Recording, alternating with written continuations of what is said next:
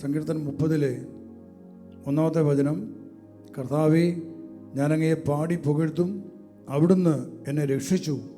എൻ്റെ ശത്രു എൻ്റെ വിജയം ആഘോഷിക്കാൻ അങ്ങ് ഇടയാക്കിയില്ല.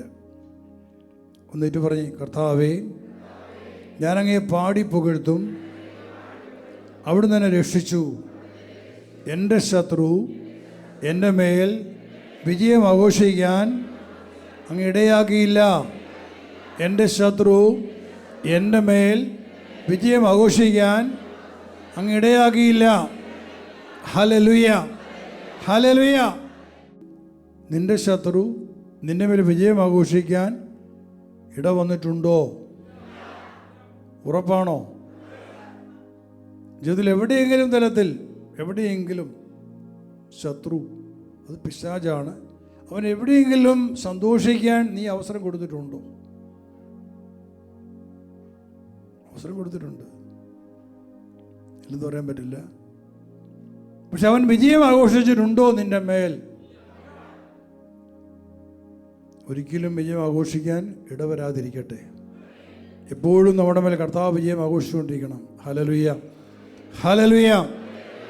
ആ വചനത്തിൻ്റെ അവസാന ഭാഗം കൂടിയാണ് നമുക്ക് നൽകപ്പെട്ട വചനമായിരുന്നത്. 11 വചനം, അവിടുന്ന് എൻ്റെ വിലാപത്തെ ആനന്ദ നൃത്തമാക്കി മാറ്റി, അവിടുന്ന് എന്നെ ചാക്കുവസ്ത്രം അഴിച്ച് ആനന്ദം അണിയിച്ചു. ഈ വചനം പറയുമ്പോൾ നിങ്ങൾ ശ്രദ്ധിച്ച് വേണം പറയാനായിട്ട്. അതിൻ്റെ ഓരോ വാക്കും മനസ്സിലാക്കി വേണം പറയാനായിട്ട്. എന്നിട്ട് പറയണം, അവിടുന്ന് എൻ്റെ വിലാപത്തെ ആനന്ദ നൃത്തമാക്കി മാറ്റി. ഒരിക്കൽ കൂടി, അവിടുന്ന് എൻ്റെ വിലാപത്തെ ആനന്ദ നൃത്തമാക്കി മാറ്റി, അവിടുന്ന് എന്നെ ചാക്കുവസ്ത്രം അഴിച്ച് ആനന്ദം അണിയിച്ചു. അവിടുന്ന് എന്നെ ചാക്കുവസ്ത്രം അഴിച്ച് ആനന്ദത്തിൻ്റെ വസ്ത്രം അണിയിച്ചു. Hallelujah, hallelujah. ഇനി നിങ്ങൾ ചിന്തിക്കണം, ഈ 2 വചനങ്ങൾ ഈ ഒരു കഴിഞ്ഞ വർഷം നിങ്ങളുടെ ജീവിതത്തിൽ അതെങ്ങനെയാണ് നിങ്ങളിൽ പ്രാവർത്തികമായത്? നിങ്ങളിലെ വിലാപത്തിൻ്റെ, കണ്ണുനീരിൻ്റെ, രോഗത്തിൻ്റെ, ദാരിദ്ര്യത്തിൻ്റെ ചാക്കുവസ്ത്രം അഴിച്ചു മാറ്റിയിട്ട് ദൈവം തന്നെ ഈ കഴിഞ്ഞ വർഷം ആനന്ദത്തിൻ്റെ വസ്ത്രം ധരിപ്പിച്ചുവോ? നിങ്ങൾക്കുണ്ടായിരുന്ന ആദ്യത്തെ വചനം പറഞ്ഞു, അവിടുന്ന് എൻ്റെ വിലാപത്തെ ആനന്ദമാക്കി മാറ്റി. എൻ്റെ വിലാപത്തെ, എൻ്റെ വേദനകളെ, എൻ്റെ കണ്ണുനീരിനെ, എൻ്റെ തകർച്ചകളെ, പരാജയങ്ങളെ അവിടുന്ന് ആനന്ദ നൃത്തമാക്കി മാറ്റി. പിന്നെ പറഞ്ഞിരിക്കുകയാണ്, എൻ്റെ വിലാപത്തിൻ്റെ ചാക്കുവസ്ത്രം അഴിച്ചു മാറ്റി. എൻ്റെ ചാക്കുവസ്ത്രം, അത് വിലാപത്തിൻ്റെ ചാക്കുവസ്ത്രമാണ്. ദാരിദ്ര്യത്തിൻ്റെ, രോഗങ്ങളുടെ ചാക്കുവസ്ത്രമായിരിക്കാം. അത് അഴിച്ചു മാറ്റിയിട്ട് ആനന്ദത്തിൻ്റെ പുതിയ വസ്ത്രം എന്നെ അണിയിച്ചു. ഹല്ലേലൂയ. ഞാൻ വീണ്ടും ചോദിക്കുകയാണ്, ഈ ഒരു പറഞ്ഞൊരു വചനം നിൻ്റെ ജീവിതത്തിലുണ്ടായിരുന്ന വേദനകളെയും തകർച്ചകളെയും ദൈവം എടുത്തു മാറ്റിയിട്ട് നിനക്ക് ഹൃദയ ആനന്ദം ദൈവം തന്നു. അതിൻ്റെ അർത്ഥം അതാണ്. നീ കടന്നിരുന്ന ദാരിദ്ര്യത്തിൻ്റെയും കണ്ണുനീരിൻ്റെയും വേദനയുടെയും വിലാപത്തിൻ്റെയും അവസ്ഥകളും ദൈവം തന്നെ പൊക്കിയെടുത്തതിനെ ഉയർത്തി നിനക്ക് സന്തോഷവും സമാധാനവും തന്നു ജീവിതത്തിൽ. അങ്ങനെ കിട്ടിയവർ ഒന്ന് എഴുന്നേൽക്കാമോ? തന്നെ ശ്രദ്ധിക്കട്ടെ, കൈ ഉയർത്തി പിടിച്ചുകൊണ്ട് ഹല്ലേലൂയ, ഹല്ലേലൂയ, ഗ്ലോറി, ഹല്ലേലൂയ. നിങ്ങളെല്ലാവർക്കും കൊണ്ട് ശ്രദ്ധിക്കുക ദൈവമേ. അത് കിട്ടാത്തവർക്ക് കൊണ്ട് ശ്രദ്ധിക്കുകയാണ് കർത്താവേ. ഹല്ലേലൂയ. എല്ലാവരുടെയും വിലാപത്തിൻ്റെ ചാക്കുവസ്ത്രം അഴിഞ്ഞു മാറണം. എല്ലാവരും കർത്താവേ അങ്ങയുടെ സമാധാനത്തിൻ്റെ, ആനന്ദത്തിൻ്റെ പുതിയ വസ്ത്രം ധരിക്കുന്നവരായി മാറട്ടെ ദൈവമേ. ഹല്ലേലൂയ, ഹല്ലേലൂയ, ഹല്ലേലൂയ. സ്തുതിക്കുന്നു, സ്തോത്രം, നന്ദി, മഹത്വം, ആരാധന. ഹല്ലേലൂയ, ഗ്ലോറി, ഹല്ലേലൂയ, സ്തോത്രം. നമുക്കൊരു വചനം വരുമ്പോൾ നമ്മൾ അതിൽ മുറുകെ പിടിക്കണം, അത് പ്രാപിച്ചെടുക്കണം. നമ്മൾ ഇരിക്കുക. ഹല്ലേലൂയ. കാരണം നമ്മൾ ഈ കഴിഞ്ഞ 2024 കുറിച്ചൊരു പ്രവചനം ഉണ്ടായിരുന്നു. 2024 അനുഗ്രഹത്തിൻ്റെ വർഷമായിരിക്കുമെന്ന്. അത് വാസ്തവത്തിൽ സംഭവിച്ചുവോ നിങ്ങളുടെ ജീവിതത്തിൽ? എത്ര പേർക്ക് പറയാൻ പറ്റും? ഒന്ന് എഴുന്നേറ്റ് തന്നെ മുമ്പിൽ 2024 എനിക്ക് ഏതെങ്കിലും തരത്തിൽ എനിക്ക് അനുഗ്രഹത്തിൻ്റെ വർഷമായിരുന്നു എന്ന് പറയാൻ പറ്റുന്ന എഴുതിരുന്നു. ആലോചിച്ച് എഴുതിണ്ടെങ്കിൽ ഇതൊക്കെ പെട്ടെന്ന് ഉത്തരം വേണം. ഇരുന്നുകൊള്ളു. താൻ സ്തുതിച്ചിട്ട് ഒന്ന് സ്തുതിക്കുക, നന്ദിയോടെ സ്തുതിക്കുക. ഹല്ലേലൂയ. സ്തുതിക്കുന്നു, സ്തോത്രം, നന്ദി അങ്ങേക്കും, മഹത്വം, ആരാധന. ഹല്ലേലൂയ, ഹല്ലേലൂയ, ഹല്ലേലൂയ, ഹല്ലേലൂയ, ഗ്ലോറി, ഹല്ലേലൂയ, ഗ്ലോറി. സ്തുതിക്കുന്നു, സ്തുതിക്കുന്നു, സ്തുതിക്കുന്നു, ആരാധന, സ്തോത്രം ദൈവത്തിന്. ഹല്ലേലൂയ കർത്താവേ, സ്തുതിക്കുന്നു, സ്തോത്രം. നമ്മുടെ കരങ്ങൾ അടിച്ചു വന്നാൽ നന്ദി പറയാം. ഇരിക്കുക. ഈ 2025 നമ്മുടെ മുമ്പിൽ വരാൻ പോകുന്നത് അനുഗ്രഹത്തിൽ നിന്നും അനുഗ്രഹത്തിലേക്ക് എന്നുള്ള വാഗ്ദാനവുമായിട്ടാണ്. അനുഗ്രഹത്തിൽ നിന്നും അനുഗ്രഹത്തിലേക്ക്, സമൃദ്ധിയിലേക്ക്. അനുഗ്രഹത്തിൽ നിന്നും അനുഗ്രഹത്തിലേക്ക്, സമൃദ്ധിയിലേക്ക്. ഹല്ലേലൂയ. സ്തുതിക്കുന്നു, സ്തുതിക്കുന്നു, സ്തുതിക്കുന്നു, സ്തുതിക്കുന്നു, സ്തുതിക്കുന്നു. കർത്താവേ സ്തുതിക്കട്ടെ, സ്തുതിക്കട്ടെ, ശക്തിയോടെ സ്തുതിക്കട്ടെ. ഹല്ലേലൂയ. സ്തോത്രം, നന്ദി, മഹത്വം, ആരാധന. Hallelujah, glory, hallelujah, glory, hallelujah, glory, hallelujah, glory, hallelujah, glory, hallelujah, ആരാധന. അനുഗ്രഹം എന്ന് പറയുന്നത് നമ്മുടെ എല്ലാ തലങ്ങളും വരികയാണ്. പക്ഷെ പഠിക്കുന്ന കുട്ടികളെ സംബന്ധിച്ചിടത്തോളം വിദ്യാഭ്യാസ മേഖലയിൽ, അതിൽ രോഗിയെ സംബന്ധിച്ചിടത്തോളം രോഗസൗഖ്യത്തിൻ്റെ മേഖലയിൽ, ഒരു സാമ്പത്തിക കടബാധ കിടന്നവരെ സംബന്ധിച്ചിടത്തോളം അവൻ്റെ സാമ്പത്തിക മേഖലയിൽ, അപ്പോൾ ഏത് തലങ്ങളിലും അനുഗ്രഹം കടന്നു വരാം. അപ്പം നിങ്ങൾ കണ്ടെത്തേണ്ട ഇതാണ്, നമ്മൾ ദൈവത്തോട് നന്ദി പറയേണ്ട ഒരു തലമാണത്. ദൈവമേ, ഈ കഴിഞ്ഞ 2024 എൻ്റെ ജീവിതത്തിൽ ഏതെല്ലാം തലങ്ങളിലാണ് ഞാൻ അനുഗ്രഹിക്കപ്പെട്ടത് എന്ന് നിങ്ങൾ എണ്ണി എണ്ണി കണ്ടെത്തണം. അത് പറഞ്ഞ് നന്ദി പറയണം കർത്താവിൻ്റെ മുമ്പിൽ. കാരണം നമ്മളിന് കൃതജ്ഞത അർപ്പിക്കുമ്പോഴാണ് അത് ബലിയായി സ്വീകരിക്കപ്പെട്ട് അടുത്ത പടി നമ്മളിലേക്ക് കടന്നു വരത്തുള്ളൂ. നമ്മൾ നന്ദി പറയുന്നില്ല എങ്കിൽ അതങ്ങനെ നിൽക്കുകയാണ്. അതിന് ഉണർത്താൻ പറ്റുന്നില്ല, അനുഗ്രഹത്തെ ഉണർത്താൻ പറ്റുന്നില്ല. ഞാൻ നിങ്ങളോട് പറയും, ഈ 2025 അനുഗ്രഹത്തിൽ നിന്നും അനുഗ്രഹത്തിലേക്കും അത് സമൃദ്ധിയിലേക്കുമായിരിക്കും പോവുക. 2026 അനുഗ്രഹത്തിൽ നിന്നും അനുഗ്രഹത്തിലേക്കും സമൃദ്ധിയിൽ നിന്നും സമൃദ്ധിയിലേക്കുള്ളതായിരിക്കും. ഹല്ലേലൂയ, ഹല്ലേലൂയ, ഹല്ലേലൂയ. ആവേ മറിയാം, ആവേ മറിയാം, ആവേ മറിയാം. അതിന് കാരണം സ്പിരിറ്റ് ജീസസ് എന്ന അനുഗ്രഹത്തിൻ്റെ അഭിഷേകത്തെ തൻ്റെ ജനത്തെ അനുഗ്രഹിക്കാൻ വേണ്ടി കർത്താവ് ദൈവം ഈ ഭൂമിയിൽ സ്ഥാപിച്ചു വെച്ചിരിക്കുകയാണ്. ആരെല്ലാം ഈ അഭിഷേകത്തോട് ചേർന്ന് വിശ്വസ്തരായിട്ട് നിൽക്കുന്നുവോ അവരൊക്കെ അനുഗ്രഹിക്കപ്പെടും. ഒരു സംശയമില്ല, ഒരു സംശയമില്ല.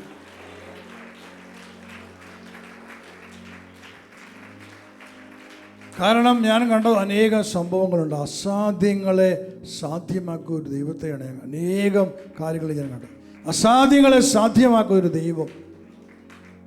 അത് ഞാനിവിടുന്ന് പറഞ്ഞാൽ തീരില്ല. അത് ഓരോരുത്തരും, എൻ്റെ ജീവിതത്തിൽ മാത്രമല്ല, ഒരുപക്ഷെ പ്രാർത്ഥന ആവശ്യപ്പെട്ടുള്ള അനേകം വ്യക്തികളുടെ ജീവിതത്തിൽ ഒരു വാക്ക് പറഞ്ഞതായിരിക്കാം, അത് വലിയ മാലപ്പടക്കം പൊട്ടുന്ന പോലെ അത് വലിയ അനുഗ്രഹമായിട്ട് അവർക്ക് ലഭിച്ചത്. പഠിക്കുന്നൊരു കുട്ടിക്കായിരിക്കാം ഒരു വാക്ക് കേട്ടത് പറഞ്ഞു കൊടുത്ത് കഴിഞ്ഞപ്പോൾ അഭിഷേകം അവിടെയൊക്കെ ചെന്ന് നടത്തിയ വലിയ വീര്യ പ്രവൃത്തികളുണ്ട്. ഞാൻ അതുകൊണ്ടാണ് പറഞ്ഞത്, ആ ഉറപ്പിലാണ് ഞാൻ പറയുന്നത്, നമ്മൾ എത്രമാത്രം വിശ്വസ്തരാണോ അഭിഷേകത്തോടുള്ള ബന്ധത്തിൽ അത്ര അധികമായി ദൈവം അനുഗ്രഹിച്ചിരിക്കും. ഒരു സംശയവും കാര്യത്തിൽ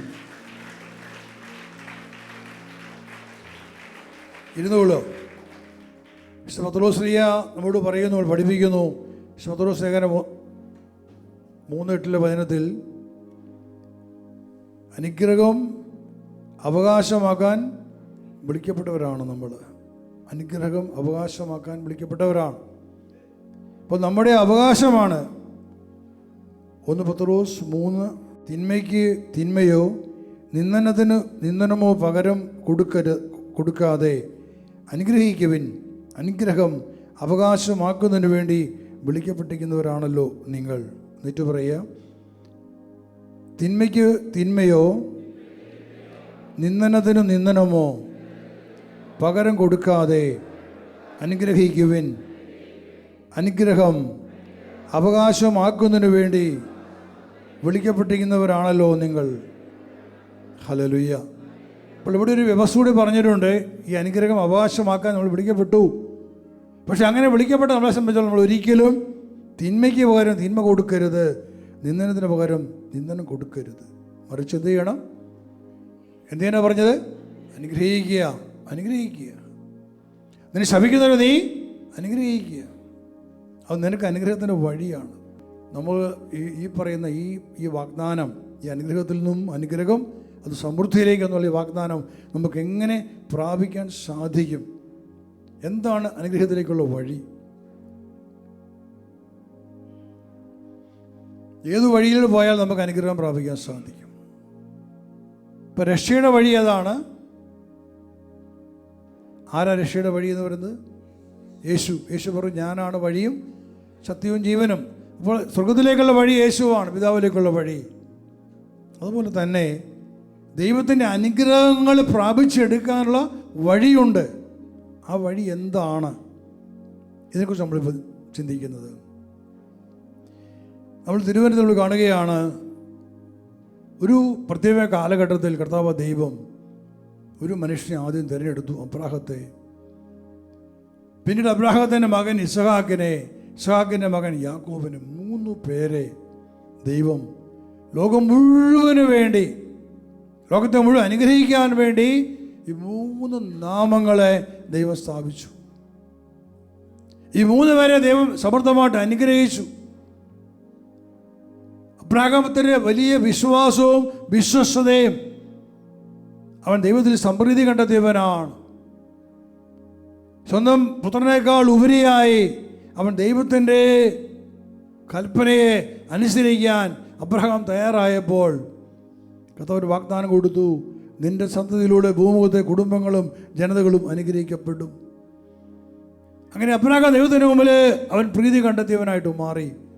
ദൈവം ഒരു വാഗ്ദാനം കൊടുത്തു, നീ കാലുവെക്കുന്നതൊക്കെ നിന്റെ ഇടമായിരിക്കും.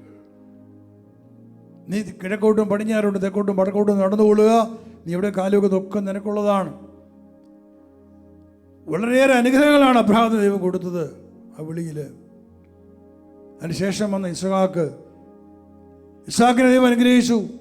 അവനും വലിയ വാഗ്ദാനങ്ങൾ ദൈവം കൊടുത്തിട്ടുണ്ട്. പിന്നീട് വരുന്നു യാക്കോബ്, 3ാമത്തെ മകൻ. നോക്കണമേ, ഒരു കുടുംബത്തിലെ 3 പേര്, അപ്പൻ, മകൻ, മകൻ, 3 പേര്, ഒരു കുടുംബത്തിലെ 3 പേരെ ദൈവം ഉയർത്തി നിർത്തി. അതുകൊണ്ടാണ് കർത്താവ് ദൈവം മോശയ്ക്ക് ആദ്യം പ്രത്യക്ഷപ്പെടുമ്പോൾ മോശയെ പരിചയപ്പെടുത്തി എന്ത് പറഞ്ഞുകൊണ്ടാണ്? ഞാൻ അബ്രാഹത്തിൻ്റെയും ഇസ്ഹാക്കിൻ്റെയും യാക്കോബിൻ്റെ ദൈവം എന്ന് പറഞ്ഞാണ്. 3 മനുഷ്യരുടെ പേരിലാണ് ദൈവം തന്നെ മോശയ്ക്ക് പരിചയപ്പെടുത്തി കൊടുക്കുന്നത്. അപ്പോൾ ദൈവത്തിന് മുന്നിൽ എത്രമാത്രം മഹത്തരമായ 3 വ്യക്തിത്വങ്ങളാണ് അബ്രാഹവും ഇസ്ഹാക്കും യാക്കോബും.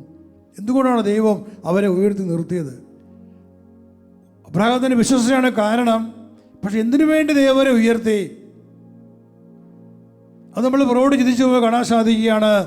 ആദവും ഹവ്വയും പാപം ചെയ്ത് കഴിഞ്ഞപ്പോൾ ദൈവം ഈ ഭൂമിയിൽ മനുഷ്യന് വേണ്ടി, തൻ്റെ ജനത്തിന് വേണ്ടി, മനുഷ്യർക്ക് വേണ്ടി അവിടുന്ന് ഭൂമിയിൽ നൽകിയതെല്ലാ അനുഗ്രഹങ്ങളും നന്മകളും മുഴുവനും കൊള്ള ചെയ്യപ്പെട്ടു. അസൂയ പൂണ്ട പിശാചിനാൽ വഞ്ചിക്കപ്പെട്ട ഹവ്വ, ആദം, അവർ ചെയ്തുപോയ പാപത്തിലൂടെ ദൈവം മനുഷ്യന് കൊടുത്ത, ആദത്തിന് കൊടുത്ത ഭൂമിയിലുള്ള എല്ലാ അനുഗ്രഹങ്ങളും എല്ലാം പിശാച് കൊള്ളയടിച്ചു. എന്ന് മാത്രമല്ല, ആദം പാപം ചെയ്ത് കഴിഞ്ഞപ്പോൾ അവൻ ശാപം പേറി. ആദത്തിലൂടെ ഭൂമിയുടെ മേലെ ശാപം വീഴുന്നു. ഭൂമി പറയുന്നുണ്ട്, ഭൂമി നിനക്കായി മുള്ളും മുൾച്ചുള്ളിയും മുളപ്പിക്കും, അത് ഫലം തരികയില്ല. ആദത്തിലൂടെ ശാപം ഭൂമിയുടെ മേൽ വരുന്നു. ആദത്തിൻ്റെ മൂത്ത മകൻ കായേൻ സ്വന്തം സഹോദരനെ അവൻ കൊലപ്പെടുത്തി, ഹബേലിനെ. ഇതാ കായേലിലൂടെയും ശാപം വരികയാണ്. അങ്ങനെ 2 പേരിലൂടെ വന്ന ശാപം മൂലം ഭൂമുഖമാകെ വലിയ ദുരിതത്തിലായി. മനുഷ്യർക്കൊന്നും പ്രാപിക്കാൻ പറ്റാത്തൊരവസ്ഥ. കാരണം എല്ലാറ്റിനും മേലും അധിപതിയായി മാറിയത് സാത്താനാണ്. ആ പിശാചിൻ്റെ ആധിപത്യം മൂലം ദൈവത്തിൻ്റെ ഒരു അനുഗ്രഹവും ദൈവത്തിന് കൊടുക്കാൻ പറ്റുന്നില്ല.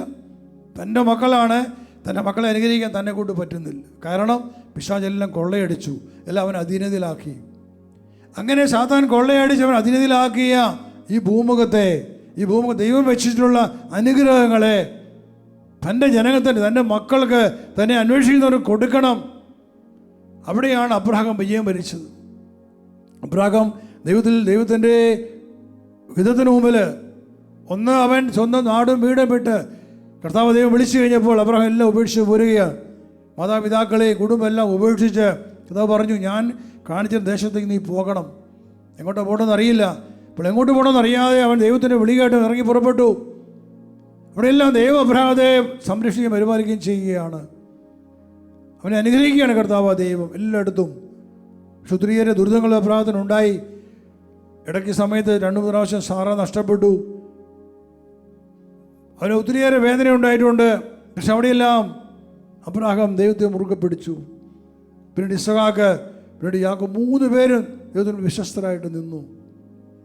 അപ്പോൾ 2 പിതാക്കന്മാരെ നശിപ്പിച്ച് കളഞ്ഞ അനുഗ്രഹങ്ങളെ നമുക്ക് നേടിത്തരാൻ വേണ്ടി വേറെ 3 പിതാക്കന്മാരെ ദൈവം ഉയർത്തി നിർത്തി. അബ്രഹാം, ഇസ്ഹാക്ക്, യാക്കോബ്. ഹല്ലേലൂയ. ആദവും കായേനും നശിപ്പിച്ച് കളഞ്ഞ അനുഗ്രഹങ്ങൾക്ക് പകരമായി, ആ 2 പേർക്ക് പകരമായി ഇവിടെ 3 പേരെ ദൈവം ഉയർത്തി നിർത്തി അനുഗ്രഹത്തിൻ്റെ പ്രതീകങ്ങളായിട്ട്. അതുകൊണ്ടാണ് പൗലോസ് അപ്പോസ്തലൻ ഗലാത്യ ലേഖനം 3:14 പറയുന്നുണ്ട്, അബ്രഹാത്തിന് ലഭിച്ച അനുഗ്രഹം യേശുക്രിസ്തു വഴി വിജാതിരിലേക്കും വ്യാപിക്കേണ്ടതിനും ആത്മാവിൻ്റെ വാഗ്ദാനം വിശ്വാസം വഴി നമ്മൾ പ്രാപിക്കേണ്ടതിന് ഇപ്രകാരം സംഭവിച്ചത്. അത് 3:13 വചനമുണ്ട്, യേശു നമ്മെ പ്രതി ശപിക്കപ്പെട്ടവനായി തീർന്നുകൊണ്ട് നിയമത്തിൻ്റെ ശാപത്തിൽ നിന്ന് നമ്മെ രക്ഷിച്ചു. അതിനുശേഷം പറയുകയാണ്, അബ്രഹാത്തിന് ലഭിച്ച അനുഗ്രഹം നമുക്ക് ലഭിക്കണം, യേശുക്രിസ്തു വഴി ലഭിക്കണം. അതുകൊണ്ടാണ് യേശു നമുക്ക് വേണ്ടി ശപിക്കപ്പെട്ടവനായിട്ട് മാറിയത്. അപ്പോൾ യേശു തന്നെ ശാപം പേറി ശപിക്കപ്പെട്ടവനായി മാറിക്കൊണ്ട് ഇതാ നമ്മളെ അവിടുന്ന് അബ്രഹാത്തിന് കൊടുത്ത വാഗ്ദാനങ്ങൾ പ്രാപിക്കുവാൻ നമ്മളെ അവിടുന്ന് യോഗ്യരും അർഹരുമാക്കി മാറ്റി. ഹല്ലേലൂയ. പക്ഷെ ഇതൊക്കെ സംഭവിച്ചിട്ടും അനുഗ്രഹങ്ങൾ പ്രാപിക്കാൻ പറ്റുന്നില്ല. ധ്യാനങ്ങൾ കൂടുന്നു, പ്രാർത്ഥനയ്ക്കൊക്കെ വരുന്നു, പക്ഷേ ജീവിതത്തിൽ അനുഗ്രഹങ്ങൾ പ്രാപിക്കാൻ പറ്റുന്നില്ല. അതിന് കാരണം കൂടി ഞാൻ പറയട്ടെ, അത്രയും അധികമായ ഞെരുക്കമാണ് ഈ തലമുറയിൽ മനുഷ്യൻ കടന്നിരുന്നത്. അതായത് യേശുക്രിസ്തുവിന് മുൻപുണ്ടായിരുന്ന മനുഷ്യർ, ജീവിച്ചിരുന്ന മനുഷ്യർ, അവർ നിയമം കിട്ടാത്തവർ, മോശയുടെ നിയമം കിട്ടി, പക്ഷെ അവർക്ക് പരിശുദ്ധാത്മാവ് ഇല്ലായിരുന്നു. പരിശുദ്ധാത്മാവ് ഇല്ലാത്തവരായിരുന്നു, അവർക്ക് നിയമം ഉണ്ടായിരുന്നു യഹൂദന്മാർക്ക്. പക്ഷേ ഭൂമിത്തെ കോടിക്കണക്കിന് ജനങ്ങൾക്ക് ആ നിയമം ഉണ്ടായിരുന്നില്ല. എന്നാൽ യേശുവിന് ശേഷം യേശുക്രിസ്തുവിലൂടെ വിളിക്കപ്പെട്ട ക്രൈസ്തവ ജനത, അവർക്ക് പരിശുദ്ധാത്മാവിനെ ദൈവം കൊടുത്തു. പരിശുദ്ധാത്മാവിനെ കൊടുത്തെങ്കിൽ പോലും അവർ സ്വീകരിച്ച പരിശുദ്ധാത്മാവിൻ്റെ ശക്തിയിൽ ആശ്രയം ജീവിക്കാൻ സാധ്യമല്ലാത്ത വണ്ണം അവരുടെ മേലെ ഉണ്ടായിരുന്ന തലമുറകളുടെ ഞെരുക്കം അത്ര ശക്തമാണ്. അത് ഓരോ കാലം കടന്നു പോകുന്നവരും നമ്മുടെ തലമുറയായപ്പോഴേക്കും അതികഠിനമായിട്ട് മാറി, അതിദുസ്സഹമായിട്ട് മാറി. ഇസ്രായേലിനെക്കുറിച്ച് പറയുന്നത്, ഇസ്രായേൽക്കാർ 430 വർഷം അടിമത്തിൽ കിടന്നു കഴിഞ്ഞു. അവരെ അത്രമാത്രം പീഡിപ്പിക്കപ്പെട്ടു. അതിനുശേഷം മോശയിലൂടെ കർത്താവ് ദൈവം അവരെ വിടുവിച്ചുകൊണ്ട് അവരെ 40 വർഷം നയിക്കുക മരുഭൂമിയിലൂടെ. പക്ഷെ അവർക്ക് ദൈവത്തെ അനുസരിക്കാൻ പറ്റുന്നില്ല. ഒരു അത്ഭുതം കാണുമ്പോൾ അവർ ദൈവത്തെ സ്തുതിക്കും. അടുത്ത നിമിഷം അവർ വീണ്ടും മനസ്സ് മാറി അവർ ദൈവത്തിന് എതിരായിട്ട് മാറും. എന്താ സംഭവിച്ചത്? എന്തുകൊണ്ടാണ് അങ്ങനെ സംഭവിച്ചത്? അവർക്ക് ലഭിച്ച പീഡകളാണ്. അവർ കടന്നുപോയ അവരുടെ ആ 430 വർഷത്തെ സഹനങ്ങളും പീഡകളും വേദനകളും അത്ര ആഴത്തിൽ ഉള്ളതായിരുന്നു. തലമുറയോടെ അവരിലേക്ക് കടന്നു വന്നതായ ആ ഞെരുക്കങ്ങൾ. അതുകൊണ്ട് തന്നെ അവർക്ക് ദൈവത്തെ വിശ്വസിക്കുവാനും ദൈവത്തെ സ്നേഹിക്കുവാനും അനുസരിക്കാനും കൊണ്ട് പറ്റിയില്ല. പിന്നെ ഇവിടെ ഇന്ന് നമ്മുടെ തലമുറകളിൽ നമുക്ക് ദൈവത്തിൻ്റെ നിയമങ്ങളും കുദാശകളും അഭിഷേകവും എല്ലാം ദൈവം തന്നിരുന്നു. പക്ഷേ നമ്മുടെ പിതാക്കന്മാർ അതനുസരിക്കാൻ തയ്യാറായില്ല. അനേകം ആളുകൾ, നമ്മുടെ കഴിഞ്ഞുപോയ തലമുറകൾ ദൈവത്തിൻ്റെ കൽപ്പന അനുസരിക്കാനോ കുദാശകളെ യോഗ്യമായി സ്വീകരിക്കാനോ വചനത്തെ അനുസരിക്കാനൊന്നും സാധിക്കാതെ അവർ ചെയ്തു പോയ പാപങ്ങളിലൂടെ ഇന്ന് നമ്മുടെ മേൽ വന്ന് ഈ തലമുറയിൽ വന്ന് വീണത് വലിയ ഭാരങ്ങളാണ്. നമുക്ക് എടുക്കാൻ താങ്ങാൻ പറ്റാത്ത ഭാരങ്ങൾ. ആ ഭാരങ്ങൾ വേറുമ്പോഴാണ് കർത്താവ് ദൈവം നിങ്ങൾ ഓരോരുത്തരെയും ഈ അഭിഷേകത്തിലേക്ക് വിളിച്ച് പാപങ്ങളെ മോചിപ്പിച്ച് വീണ്ടും ജനിപ്പിച്ച് പരിശുദ്ധാത്മ അഭിഷേകത്തെ തന്നത്. അത് ദൈവത്തിന് വലിയ കാരുണ്യ ഇടപെടലുമായിരുന്നു. ഈ അഭിഷേകത്തിലൂടെ നിങ്ങൾ ഓരോരുത്തരെയും തിരിച്ചു കൊണ്ടുവരാൻ, തൻ്റെ സ്വന്തം ജനതയാക്കി മാറ്റുവാൻ, തന്നോട് ചേർത്ത് നിർത്തുവാൻ, ഓരോരുത്തരെയും അനുഗ്രഹിക്കുവാൻ പിതാവ് ആഗ്രഹിച്ചു. അബ്രാഹത്തിന് കൊടുത്ത അനുഗ്രഹങ്ങൾ, യാക്കോബിനും ഇസ്ഹാക്കിനും കൊടുത്ത അനുഗ്രഹങ്ങൾ എനിക്കും നിനക്കും ലഭിക്കണം, നൽകണമെന്ന് പിതാവ് ദൈവം ആഗ്രഹിച്ചു. പക്ഷെ അതിന് തക്കവണ്ണമുള്ള യോഗ്യത നമ്മൾ പ്രാപിച്ചെടുത്തില്ല. ഈ അനുഗ്രഹങ്ങൾ നമുക്ക് വഴി തുറന്നു തരാൻ വേണ്ടി കർത്താവ് ദൈവം അയച്ചു നൽകിയ സമ്പത്താണ് ജ്ഞാനമെന്ന അഭിഷേകം. ഹല്ലേലൂയ. അപ്പോൾ ജ്ഞാനമെന്ന അഭിഷേകത്തെ പ്രാപിക്കാൻ വേണ്ടി അനേകം വർഷങ്ങൾ നമ്മൾ വില കൊടുക്കേണ്ടി വന്നു. വലിയ ഞെരുക്കം നമുക്കുണ്ടായി. സ്പിരിറ്റിന് അഭിഷേകം സ്വീകരിച്ചു, വീണ്ടും ജനിച്ചു, നമ്മളെ വചനത്തോട് നയിച്ചുകൊണ്ടിരുന്നു. അങ്ങനെ കുറേ വർഷങ്ങൾ കടന്നുപോയി കഴിഞ്ഞപ്പോഴാണ് ഒരു വിശുദ്ധീകരണ തലത്തിലേക്ക് സമൂഹം കയറി വന്നു കഴിഞ്ഞപ്പോഴാണ് കർത്താവ് ദൈവം ഇതാ നമ്മളെ ജ്ഞാനമെന്ന സമ്പത്തിന് വേണ്ടി ചോദിക്കുവാനും അതിനെ സ്വീകരിക്കാനുമുള്ള അവസ്ഥയിലേക്ക് ഉയർത്തിയത്. അപ്പോൾ കർത്താവ് ദൈവം നമുക്ക് ജ്ഞാനത്തെ അയച്ചു തന്നു, ജ്ഞാനമെന്ന അഭിഷേകത്തെ അയച്ചു, സമ്പത്തിനെ അയച്ചു തന്നു. അപ്പോൾ ജ്ഞാനമെന്ന സമ്പത്ത്, ജ്ഞാനമെന്ന അഭിഷേകം ഇന്ന് നമ്മളെ കൊണ്ട് എത്തിക്കുന്നത് അനുഗ്രഹത്തിലേക്കാണ്.